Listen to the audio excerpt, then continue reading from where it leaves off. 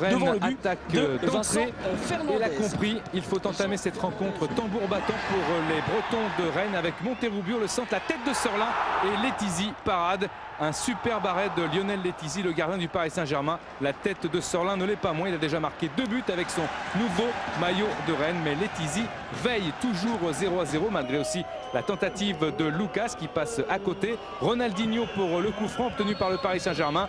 Ronaldinho qui a marqué déjà contre Monaco, contre Guingamp en Coupe de la Ligue. Et regardez, c'est un chef-d'œuvre de coup franc. Chef-d'œuvre de coup franc pour le Brésilien Ronaldinho qui laisse Durand pantois. On va revoir ça bien sûr au ralenti. 8e but sous le maillot du PSG pour Ronaldinho, toute compétition confondue. Et Éric Durand a déjà compris que ce ballon était au fond en pleine lucarne. 1-0 pour Paris. Des Parisiens qui sont en Bretagne après 3 victoires à l'extérieur consécutives mais qui s'exposent au jeu alléchant pratiqué par des Rennais. Toutefois, Arteta est là pour contrer, Alex pour emmener ce ballon.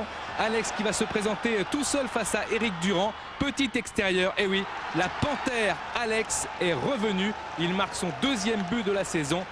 Il n'avait plus inscrit de but depuis le 8 septembre dernier. C'était contre Lens. Les Rennais crieront au scandale pour un hors-jeu de position de José Alosio inexistant. Alex marque, le but est donc valable. 2-0 pour le Paris Saint-Germain. On joue les arrêts de jeu de la première période. Christian Gourcuff et Pierrick Chiar bien sûr désolés devant les efforts déployés innombrables par leurs joueurs. Mais Paris encore avec Alosio qui s'ouvre le chemin du but. Il va heurter Éric Durand et but inscrit par José Alosio mais refusé par Monsieur Coué qui estimera plus tard que José Alosio a commis une faute sur le défenseur Julien Escudé avant de percuter Éric Durand. C'est pour cette raison qu'il a annulé ce but d'Alosio inscrit dans les toutes premières secondes de la 2e période. Encore un coup de pied arrêté pour les Rennais. Batles.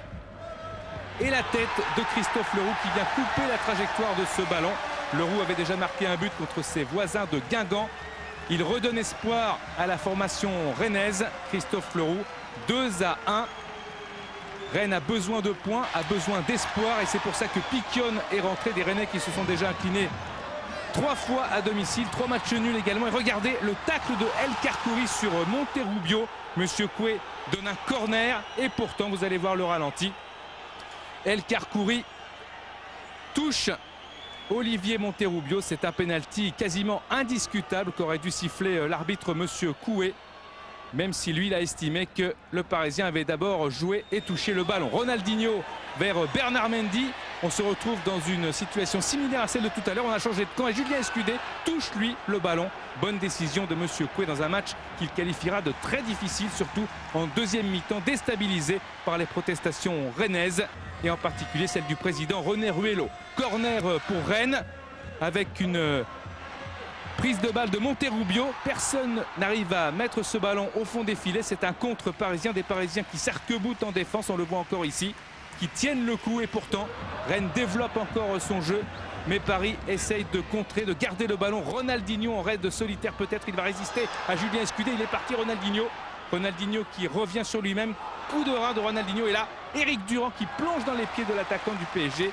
Qui ne s'est pas arrêté d'ailleurs à la grande fureur du gardien et capitaine de Rennes.